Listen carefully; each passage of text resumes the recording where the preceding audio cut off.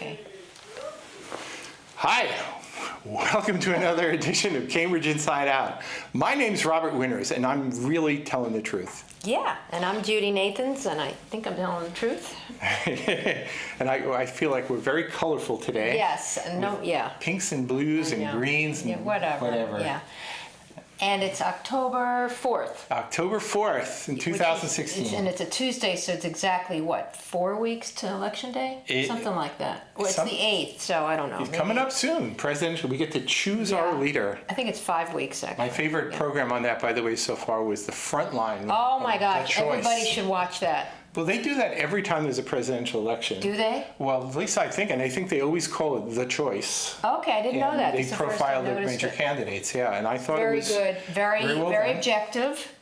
Yep. You know, I mean, there's more to say, I guess, about Trump, but you know, certainly they cover Hillary stuff. Oh yeah, it was great.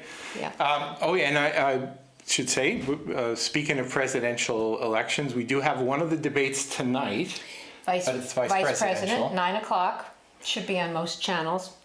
Broadcast channels. Yeah, I don't usually watch those, though. I did watch the one with Dan Quayle and Lloyd Bentsen. Oh, you have to watch it. Yeah, that moment. I remember the moment when it says... wait a minute, Sarah Palin and Biden, you didn't watch? Didn't watch it, no. Oh, come on. No. Wow. No, these things make me nervous, so I usually don't like to watch them.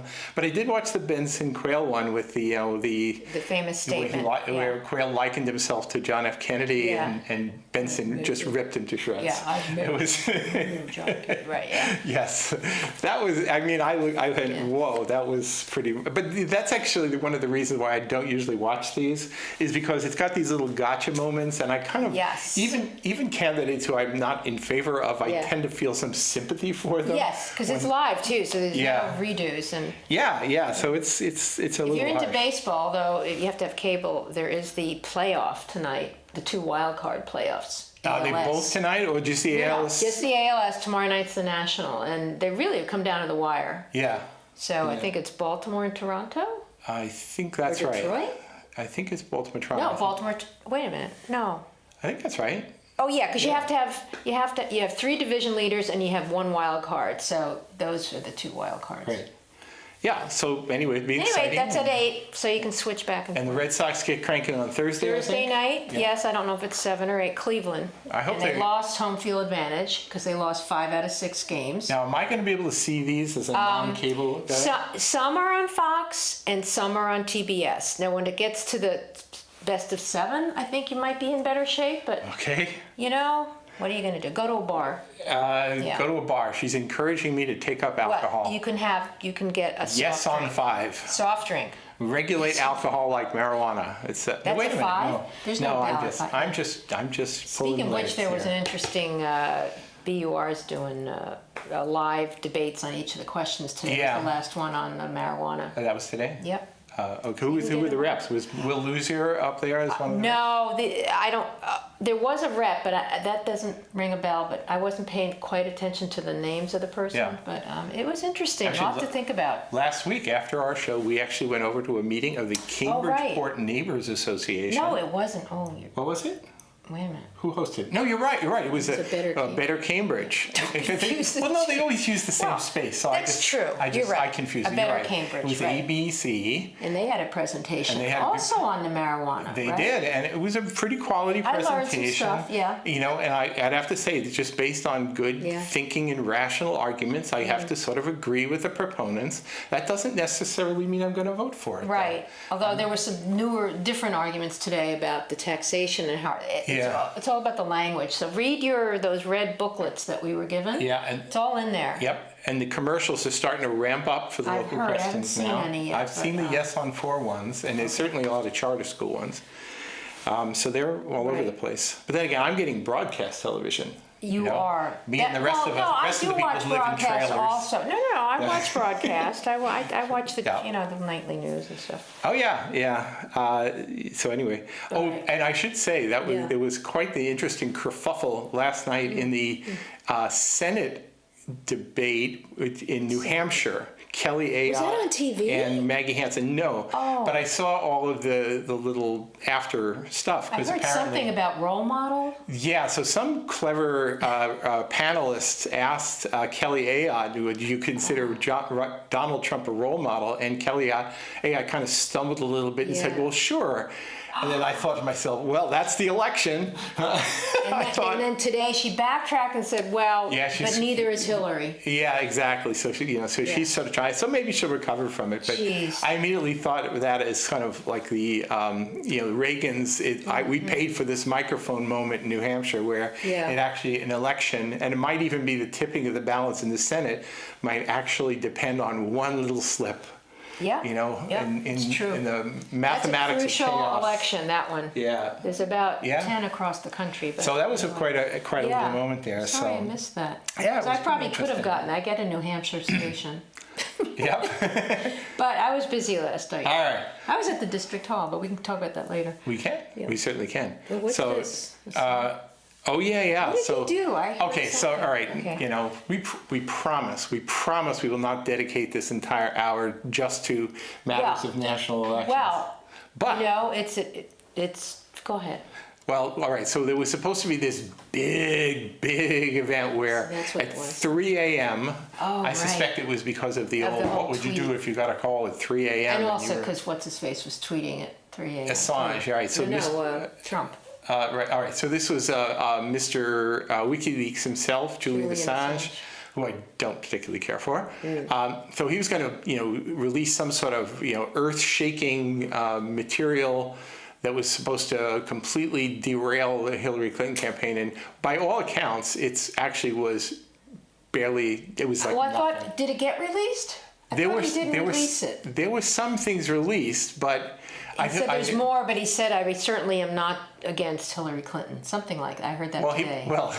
One of the things I have to say I was kind of entertained by was there was some sort of secret account of private meetings with, I think, then Secretary of State Hillary Clinton, when the WikiLeaks material was coming out. Yeah. And I think it's pretty fair to say Hillary Clinton is not a fan of Mr. Assange. Yeah. So she made like a joke. It was clearly a joke. Yeah. But she says, "Can't we drone this guy?" Oh. And he has that on. Oh yeah. So that's part of the big release at 3 a.m. Can't we drone this guy? All right. Yeah, I mean, she's got a sense of humor. Let's give her that. I got a kick out of it. Yeah. So anyway, so that was interesting. All right, so what do we want to talk about here? We talk about the big item first, maybe? Yeah. Well, there wasn't a city council meeting because of the Rosh Hashanah holiday. That's what I assume. Right. Even though it is over by 6. But anyway. Right. And then next week there isn't one because of Columbus Day. Right. Right, and Columbus Day, or as in Cambridge, we like to call it Indigenous People Day. Did it become that? Yeah. Yeah, but the thing is it's still Columbus Day for the rest of the world. So. But there are a lot of other meetings that you actually have listed on your site that are happening. Coming up and around, yeah. As we need to. Yeah, actually, let me mention one here before we get to the sort of the big event of this past week. There was a meeting last Thursday.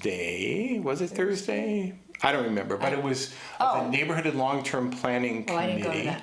Maybe it wasn't Thursday. No, it wasn't there because you teach. No, it couldn't have been Thursday. No. It was Wednesday. Yes, it was Wednesday. And the topic was about the Harvard Square kiosk. Oh, you went to that. I did, and a number of people spoke. It was actually kind of interesting. I spoke, and I kind of basically said, I mentioned my three favorite things related to that little piece of Harvard Square. One was the clippity-cloppity sound of the old wooden escalator that used to be in the Harvard Square station. Nobody's bringing that back. Yeah. Mark McGovern expressed, as a child, he feared that he would be eaten alive by it. Oh, that's so funny. It was pretty funny. Yeah. And I basically said about how much I liked having a place like the Tasty. And how much I loved watching Red Sox games through the window of Cardullo's, and suggested wouldn't it be nice if you could somehow incorporate that? Yeah, some people disagree. I think some people, because the Discovery booth, which is like a little info, that's going away. Completely, which I think if you look at it, actually, it would be much nicer without it. Right, but shouldn't you have some kind of tourist I think the tourism people want to have a presence in the kiosk then, which I think makes some sense. But, and it's not a lot of space, as Dennis Carlone pointed out, it's only about 500 square feet, so it's not like you can, do something big and grand in there. But, you could have basically the essence of the Discovery booth. That just takes a little corner of it. Was that peopled? There was a person in There was a person, but oftentimes you wouldn't see it. Right. Mark McGovern actually said something about, in regard to the matter of the out-of-town news. Yeah. Because people aren't really buying newspapers in big numbers, so in big, large amounts. So what you largely see there, as Mark McGovern put it, says most of their revenue comes from the sale of lottery tickets, cigarettes, and swag. Yeah, and drinks. They sell drinks. Right. So I don't know exactly what people would be trying to preserve in terms of. Okay, back up for me, because I keep forgetting. Do we have any say about what goes there? Who owns that? We have a lot of say. We own the space? I think we're the ones who who extend the lease to the current leaseholder. Oh, so we own that piece of We land? have control, because it was actually under a landmark status of the whole area that it's even still there. So that's actually in our favor. Yep, it is. And one thing that wasn't clear was whether you could actually do certain uses because of the infrastructure. Right. So people from Public Works actually investigated, went down under, and there's like a 4-foot space underneath where you could actually run plumbing and corridors to actually do hookups. So if you wanted to put in a little kitchen, you could do it. You could. You could. Wouldn't you have to get some kind of health thing? But yeah, you'd have to meet appropriate standards. So I spoke my piece. A few others did. I have to say. Is there a chosen developer yet? No. Well, the thing is, the city would just hire some contractor to fix it up and make it suitable for. So whatever. if we put in any kind of commercial enterprise, we get money from that? Yeah. It's a lease situation. It would be a lease situation unless the city ran it. So if it was like an Office of Tourism, which is a city agency, then. Well, that's different. They're not going to run a food thing, though. Yeah. Well, I have to say, one of the things that I found refreshing is one of the city council, the chair of the committee, actually was largely in agreement with my sentiments. Yeah. Councilor Mazin. He said that he made some reference to the form factor and food trucks as being exactly the kind of a use that would really draw people around and sort of. I like to make the point this would be a great place for people to gather and shoot the breeze. Is there room for a food truck though?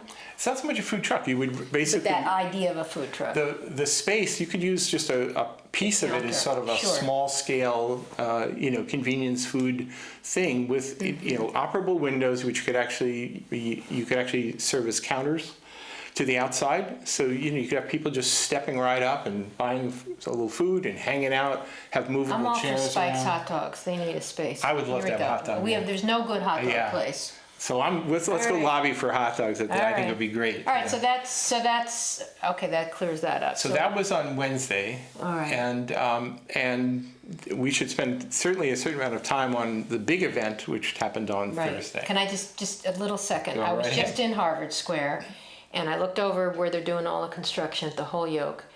How much bigger is that building now? I looked up and I saw the building's all these not bigger. stories. Are you kidding me? It's it was always been that big. Tall? The thing about buildings is that when they're not finished, they always look bigger. And when you button them up and no, they look bigger to me now because it's got all that covering. Because of all the covering, it makes things. So it was always they're not adding stories to it. No, I think they're filling out a little bit of a space that didn't have something. Okay, all right, that makes me feel better. The front will be a little bit different. I felt a little overwhelmed, but the uses will change. A fair amount. Sure, but that's Harvard owns that. Harvard owns it, yeah. So that'll be now called the Smith Center. Forbes Plaza is the front piece. Right. We always called it Holyoke Center, but now it's called the Smith Center. Who's Smith? Probably a big donor because that's how we name buildings, right? Right? Yeah. Okay. All right. So that cleared that up. So that's a long process. So the kiosk thing, they haven't chosen a developer yet, and all that stuff. Right. And exactly how it'll shake out, I don't know. But I'm glad to hear that at least some of the city councilors are receptive to what I would call an active use rather than more of a symbolic use. Or historic, or just looking at museum. To have it be sort of like a kind of boring. I don't want that. I want it to be really active. I want it to be the place where. When I grew up in New York, everybody used to say, "Where do you meet somebody?" And in Flushing, New York, I went to Flushing High School, we'd say, "I'll meet you under the clock." Well, that's what we used to say in Harvard Square. It's still there. Yeah, but so the thing is, there are these places which is the meeting place, right? I kind of like the idea of people saying, I'll meet you at the kiosk, and it'll be like, when you meet somebody, somebody's out there wolfing down a hot dog or getting a beverage or something, and or watching the Red Sox game on the screen. Well, I'm not sure they're going to have that. I'm not sure. You'll have too many people hanging out there. That's okay. Remember, the Discovery booth is going to be gone. There'll be more of an open plaza. Right now, it doesn't meet any disability standards, ADA standards, so they're going to make it more gentle slopes, get rid of the levels. Oh, so they're going to get rid of where the little pit, where all the kids hang out? I think there are some things that, some things may remain, but certainly the mandatory step downs in some places will be replaced by gentle slopes. Okay. Yeah. So skateboards. Maybe so, but it'll be more of a good continuous plaza area, which I think will be very suitable for. So that's going to be a massive reconstruction and traffic nightmare. I don't know, because it's pretty superficial. It's really, you're not building a big structure. You're not building any new structure. No, but you need trucks around it, and it's a very busy place. Cars go this way, cars go this way, and you have to put them somewhere. Yeah, I suppose. So avoid Harvard Square. All right, so let's at least get started. So now you want to talk about the new city manager. Right. Did he accept it? The contract is still under negotiation. Oh, that's right. They have to. All right. So what happened was there were 3 finalists. So when we last met, there were three finalists. That's right. And then it was starting to look like the votes were there for Louis DePasquale. That was a Tuesday we met, and then. Yep. So it was definitely Thursday was the meeting we went to. Right. Yeah, but councilors were still talking to the candidates and. Right. But apparently it became pretty clear that the votes weren't there for the prime other candidate, which was Jay Ash. So on Wednesday, he made the announcement that he was withdrawing. Right. Which sort of, I don't know if that was such a great thing, but if the votes aren't there, they're not there. So you sort of, do a tactical withdrawal and say, well, I think I'd be better off the state. And he'd be great at the state. Yeah, he's a good man. Yeah. But then it basically became pretty much slam dunk for Louis DePasquale. But my regret about that was that some people would then say, well, okay, this wasn't really a vote then because the other prime candidate left, and maybe there was at least some rumor that some might want to reopen the process, which wasn't going to happen. Right. Nor should it have happened. Yeah. So anyway, it happened, and I didn't expect that there would be it would come out as a 9-0 vote, but it was a 9-0 vote. Right. I'd see a few of them. Not that they were lukewarm at all, but that they had reservations. But I think because of the process or because of some other things. I think Dennis Carlone and Jan Devereaux made pretty clear that their intention was to have voted for another candidate who was no longer in the running. Because you weren't supposed to mention Jay Ash's name because he wasn't. I didn't realize that. I knew that they wanted an out sort of non. Okay. Councilor Mazin was a little non-committal how he would have gone on that, but I sort of got the impression he wanted an outsider. Probably not more than 3 votes for Ash. Exactly. So that's how it was going to go. Yeah. So then in the end, people said, all right, let's just make it unanimous, and everybody went around. And try to make nice. It felt that way, and I think that was sort of a good thing. There were some other interesting aspects about the meeting. I enjoyed one of my favorite little moments was almost comical. Was a woman who got up before the meeting in public comment and said, whoever's hired as city manager, they've got to do something about all this development around the city. She said she owns 2 triple-deckers or 2 properties, and with all this development, it's not as easy for me to rent to tenants when these other developers are offering 2 months free rent. Oh, that's right. And I thought, well, isn't that funny? Yeah. Right?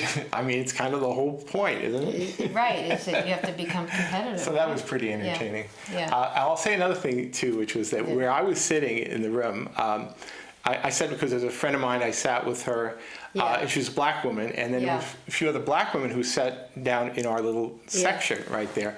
And I thought, okay, at public comment, because many had commented on this lack of diversity of the candidates. Yeah. No persons of color, no women in the finalists, right? So I thought, oh, well, okay, during public comment, these women are obviously going to get up there and they're going to say, what an outrage this was. Yeah. You know why they were there?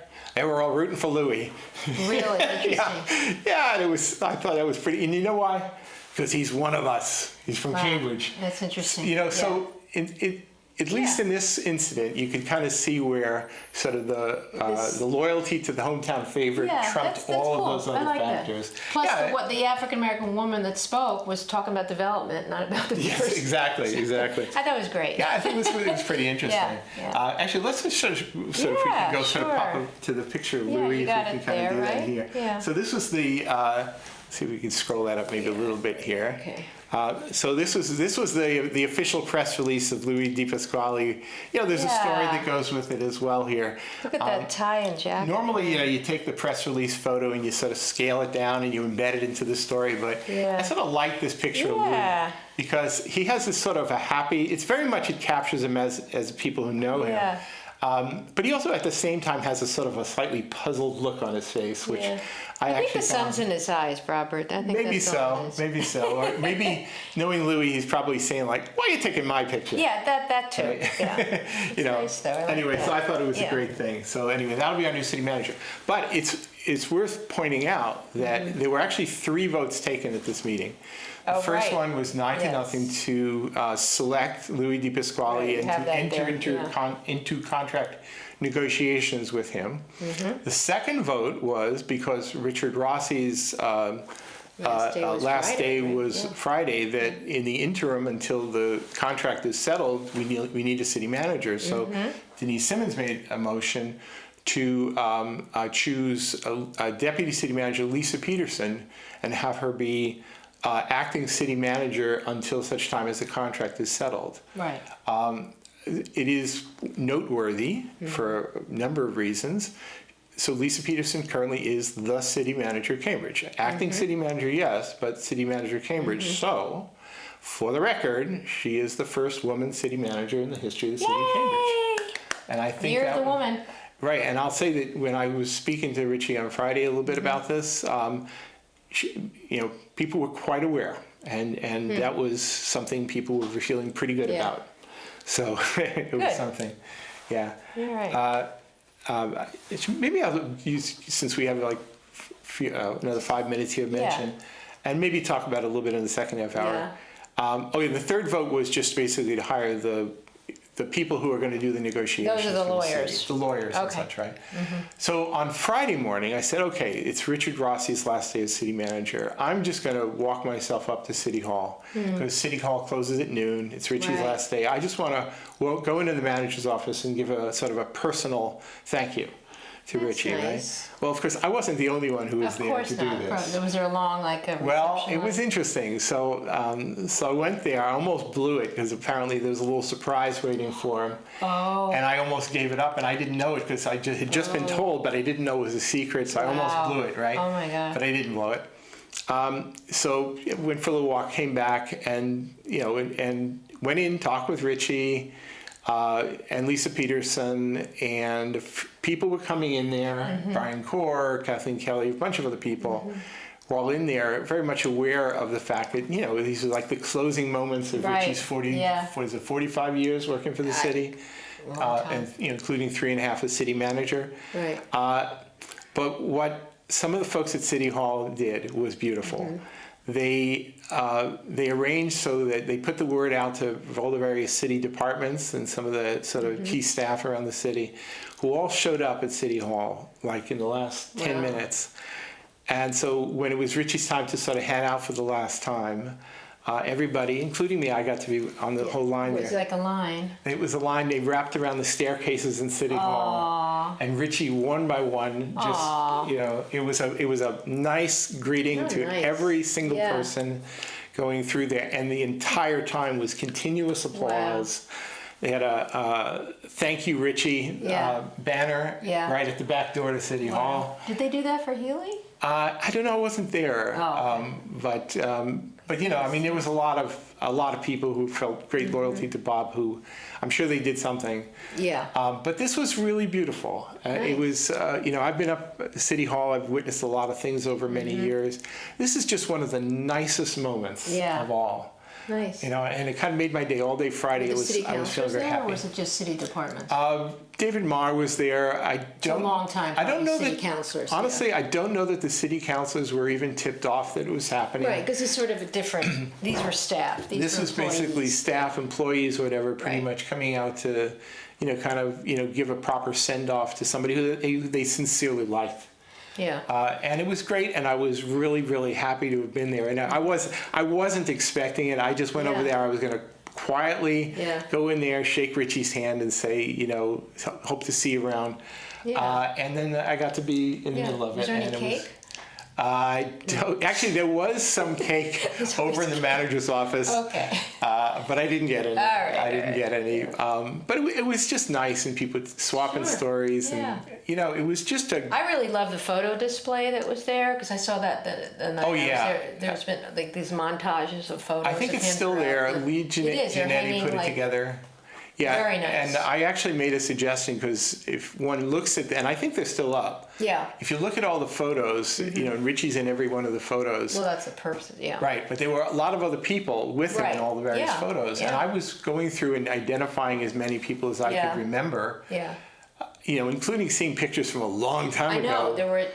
It's when he was. Basically, from the time he started, Yeah, so I saw pictures and I said, wow, that's Louis DePasquale 30 years ago? Wow, look at that, right? Oh, I should go back. So I suggested, and I hope somebody follows through, that you get Richie and a few others who knows who everybody is in these pictures and make a little key, a photo key, and just make that a lot of these images available because there's not nearly enough history of the city over the last century. As there were in the century before. And to whatever degree there are a lot of people of great significance in many of these photos, I think it's really worth identifying who everybody is. I mean, I did pretty well. You know, I named a lot of the people, but there were a lot of people I didn't know. I kind of wish I did. So it was really great. So anyway, best wishes to Richie Grassi on the rest of his life. And is he truly retiring? Is he going to be a consultant? Or well, who knows? It's up to him. Yeah. And best wishes to Lisa Peterson. Yes. For this few weeks while she's running the city. Yeah. As acting city manager. It's a lot of stuff going on. She has to be. And pretty soon we'll have Louis DePasquale coming in. You know, my only question is, will he continue to coach Little League baseball? My guess is yes. Who replaces him? Is that a process? He'll have to choose because he's city manager. So he chooses. It's nothing to do with the council. That's right. Okay. That's right. He'll choose as city manager. One less thing. Anyway, we're going to take a break for a few minutes here, and we'll be back again with another part two of Cambridge Inside Out.